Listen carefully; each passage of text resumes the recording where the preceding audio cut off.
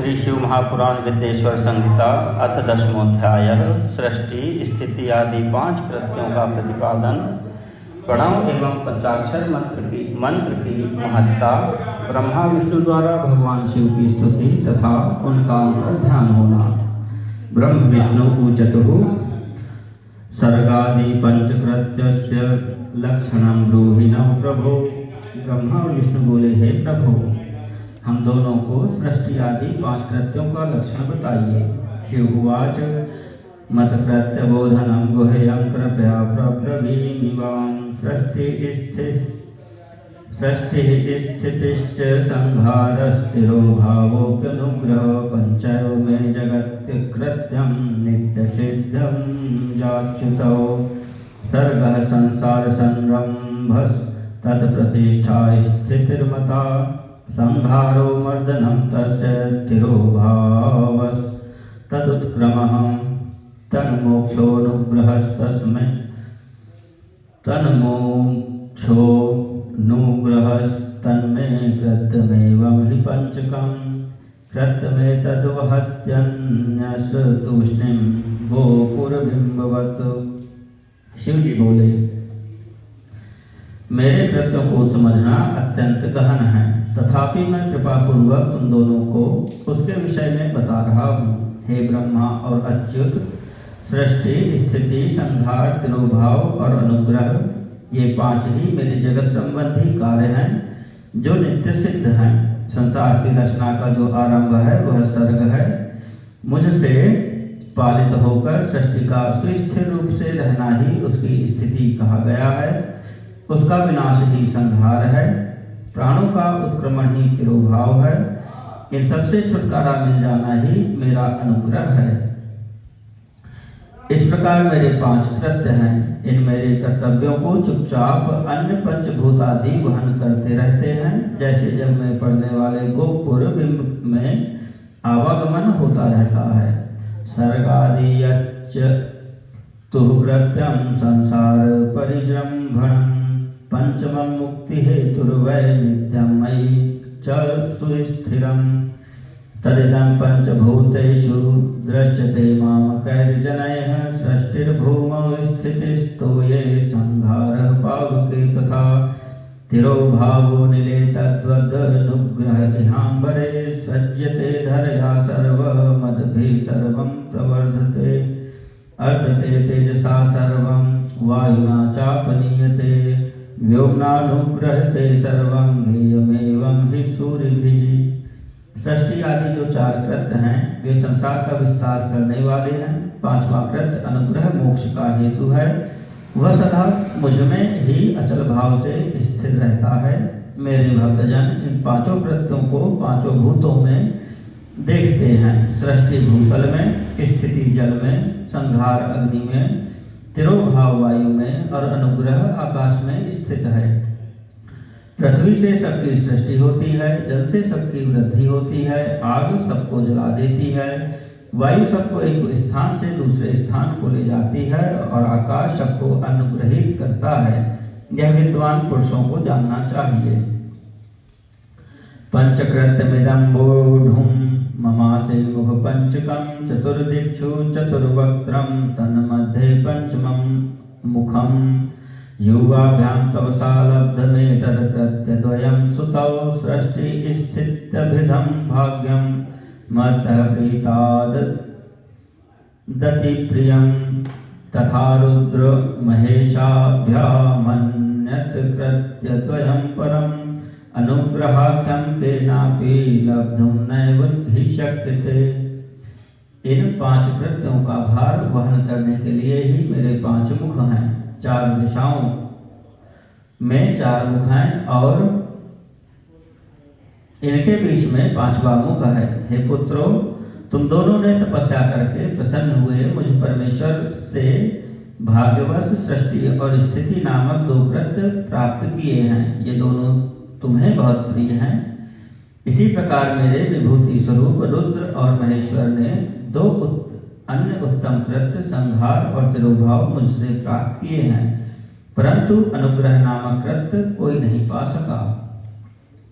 तत्सर्वं पार्विकं कर्म युवाभ्यां कालविस्मृतं न तद्रुद्रमहेशाभ्यां विस्मृतं कर्म तादृशं रूपे वेशे चक्रते च वाहने चासने तथा आयुधादौ च मत्साम्यमस्माभिस्तत्कृते कृतम्। उन सभी पहले के कर्मों को तुम दोनों ने समयानुसार भुला दिया। रुद्र और महेश्वर अपने कर्मों को नहीं भूले हैं, इसलिए मैंने उन्हें अपनी समानता प्रदान की है। वे रूप, वेश, कृत्य, वाहन, आसन और आयुध आदि में मेरे समान ही हैं। मध्याह्न विरहाद्वत्सौमौढ्यं वामेव मागतं मध्याह्ने सतीमैवं स्यान्मानं रूपं महेशवत् तस्मान्मज्ञानसिद्ध्यर्थं मन्त्रमोङ्कारनामकम् इतः परं प्रजपतं मामकं मानभञ्जनम्। हे पुत्रों, मेरे ध्यान से शून्य होने के कारण तुम दोनों में मूढ़ता आ गई है। मेरा ज्ञान रहने पर महेश के समान अभिमान और स्वरूप नहीं रहता, इसलिए मेरे ज्ञान की सिद्धि के लिए मेरे ओंकार नामक मंत्र का तुम दोनों जप करो। यह अभिमान को दूर करने वाला है। उपादिशं निजं मंत्रमोंकार मुरमंगलम् ओंकारो मन्मुखाज्जज्ञे प्रथमं मत प्रबोधकः वाचकोऽयमहं वाचो मंत्रोऽयं हि मदात्मकः तदनुस्मरणं नित्यं ममानुस्मरणं भवेत्। पूर्व काल में मैंने अपने स्वरूप का भूत मंत्र का उपदेश किया है, जो ओंकार के रूप से प्रसिद्ध है। वह महामंगलकारी मंत्र है। सबसे पहले मेरे मुख से ओंकार प्रकट हुआ, ओम, जो मेरे स्वरूप का बोध कराने वाला है।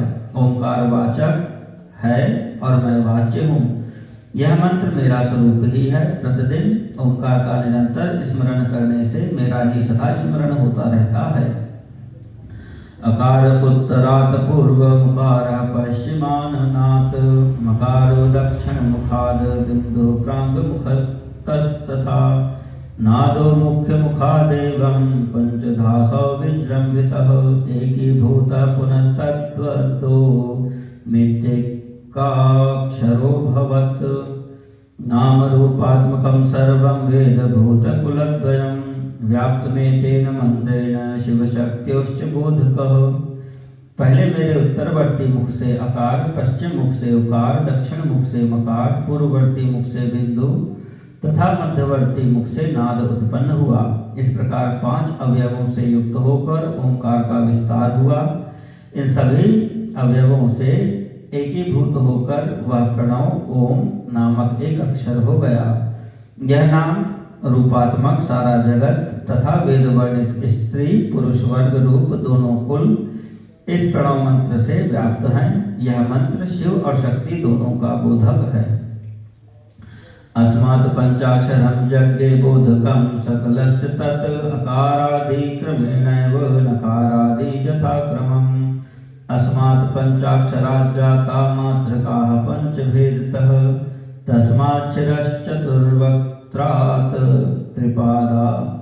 त्रिपादगायत्रीदेव हि वेदः सर्वस्ततो यज्ञे ततो वै मंत्रकोटयः तत्तन्मन्त्रेण तत्सिद्धि सर्वसिद्धिरितो भवेत् अनेन मंत्रकन्देन भोगो मोक्षश्च सिद्ध्यति सकला मंत्रराजानः साक्षात् भोगप्रदाः शुभाः। इसी प्रणव से पंचाक्षर मंत्र की उत्पत्ति हुई है, जो मेरे सकल रूप का बोधक है। वह अकारादि क्रम से और नकारादि क्रम से क्रमशः प्रकाश में आया है। ओम नमः शिवाय। इस पंचाक्षर मंत्र से मात्रका वर्ण प्रकट हुए हैं, जो 5 भेद वाले हैं। अ, ई, उ, री और र, ये 5 मूलभूत स्वर हैं तथा व्यंजन भी 5-5 वर्णों से युक्त 5 वर्ग वाले हैं। उसी से शिरो मंत्र तथा 4 मुखों से त्रिपदा गायत्री का प्राकट्य हुआ है। उस गायत्री से संपूर्ण वेद प्रकट हुए हैं और उन वेदों से करोड़ों मंत्र निकले हैं। उन मंत्रों से भिन्न भिन्न कार्यों की सिद्धि होती है, परंतु इस प्रणव एवं पंचाक्षर से संपूर्ण मनोरथों की सिद्धि होती है। इस मूल मंत्र से भोग और मोक्ष दोनों ही सिद्ध होते हैं। मेरे सकल स्वरूप से संबंध रखने वाले सभी मंत्रराज साक्षात भोग प्रदान करने वाले और शुभकारक हैं। नंद के स्वरूप उवाच पुनस्तयोस्तत्र तिरः पटं गुरुः प्रकल्प मंत्रं च समाधिशत्परं निधाय तच्छेष्मि कराम्बुजं शनैरुदङ्गमुखं संस्थितयोः सहाम्बिकः। नंदिकेश्वर बोले, तदनंतर जगदम्बा पार्वती के साथ बैठे हुए गुरुवर महादेव जी ने उत्तराभिमुख बैठे हुए ब्रह्मा और विष्णु को पर्दा करने वाले वस्त्र से आच्छादित करके उनके मस्तक पर अपना कर कमल रखकर धीरे धीरे उच्चारण करके उन्हें उत्तम मंत्र का उपदेश दिया। तिरुच्चायाग्रहीण मंत्रम यंत्र मंत्रोक्ति पूर्वकं शिष्य च तौ दक्षिणायामात्मानं च समर्पयत् प्रबद्ध हस्तौ किल तौ तदन्तिके तमो चतुर्देव वरम जगद्गुरुं। यंत्र तंत्र में बताई हुई विधि के पालन पूर्वक 3 बार मंत्र का उच्चारण करके भगवान शिव ने दोनों शिष्यों को मंत्र की दीक्षा दी। तत्पश्चात उन शिष्यों ने गुरु दक्षिणा के रूप में अपने आप को ही समर्पित कर दिया और दोनों हाथ जोड़कर उनके समीप खड़े हो उन देवश्रेष्ठ जगत गुरु का स्तवन किया। ब्रह्माच्युतावूचतुः नमो निष्कल रूपाय नमो निष्कल तेजसे नमः सकलनाथाय नमस्ते सकलात्मने नमः प्रणववाच्याय नमः प्रणवलिंगिने नमः सृष्टियादिकर्त्रे च नमः पंचमुखाय ते।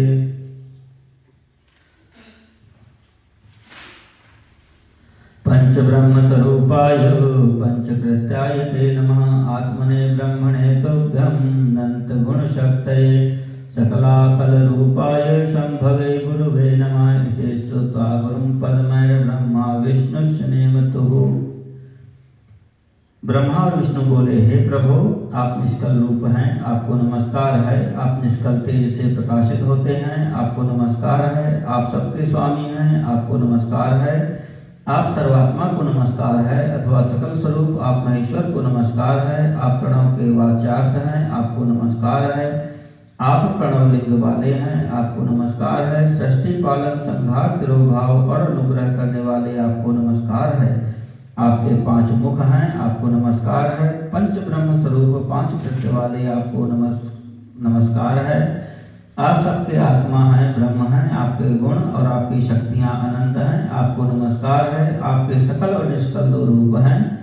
आप सद्गुरु एवं शंभु हैं, आपको नमस्कार है। इन पद्यों द्वारा अपने गुरु महेश्वर की स्तुति करके ब्रह्मा और विष्णु ने उनके चरणों में प्रणाम किया।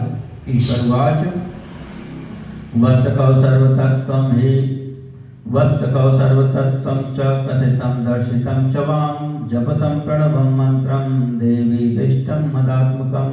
ईश्वर बोले, हे वत्सो, मैंने तुम दोनों से सारा तत्व कहा है और दिखा दिया। तुम दोनों देवी के द्वारा उपदिष्ट प्रणव ओम, जो मेरा ही स्वरूप है, का निरंतर जप करो। ज्ञानं च सुस्थिरं भाग्यं सर्वं भवति शाश्वतम् आर्द्रायां च चतुर्दश्यां तज्जप्यं त्वक्षयं भवेत् सूर्यगत्तामार्द्रायामेकं कोटिगुणं भवेत् मृगशीर्षान्वितो भागः पुनर्वस्वादिमस्तथा आर्द्रा समं सदा गेयं पूजा होमादितर्पणे दर्शनं तु प्रभाते च प्रातः संगवकालयोः। इसके जब से ज्ञान, स्थिर भाग्य सब कुछ सदा के लिए प्राप्त हो जाता है। आर्द्रा नक्षत्र से युक्त चतुर्दशी को प्रणव का जप किया जाए तो वह अक्षय फल देने वाला होता है।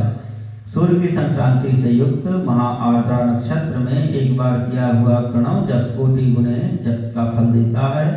मृगशिरा नक्षत्र का अंतिम भाग तथा पुनर्वसु का आदि भाग पूजा होम और तर्पण आदि के लिए सदा आर्द्रा के समान ही होता है। यह जानना चाहिए।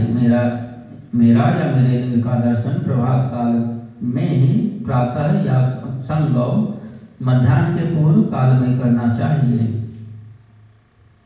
चतुर्दशी तथा ग्राह्या निशीत तव्यापिनी भवेत् प्रदोषव्यापिनी चैव परयुक्ता प्रशस्यते लिंगं वीरं च मे तुल्यं यजतां लिंगमुत्तमं तस्मालिंगं परं पूज्यं वेदादपि मुमुक्षुभिः लिंगमोंकार मंत्रेण वीरं पंचाक्षरेण तु स्वयमेव हि सद्द्रव्यैः प्रतिष्ठाप्यं परैरपि पूजयेदुपचारैश्च मत्पदं सुलभं भवेत् इति शास्त्या तथा शिष्या तत्रैवान्तर्हितः शिवः।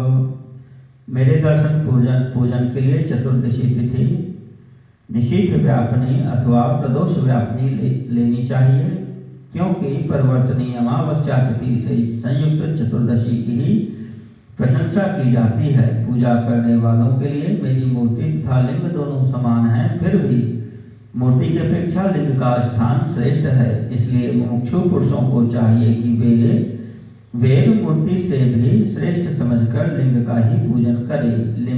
लिंग का ओंकार मंत्र से और वेद का पंचाक्षर मंत्र से पूजन करना चाहिए। शिवलिंग की स्वयं स्थापना करके अथवा दूसरों से स्थापना करवाकर उत्तम द्रव्यमय उपचारों से पूजा करनी चाहिए।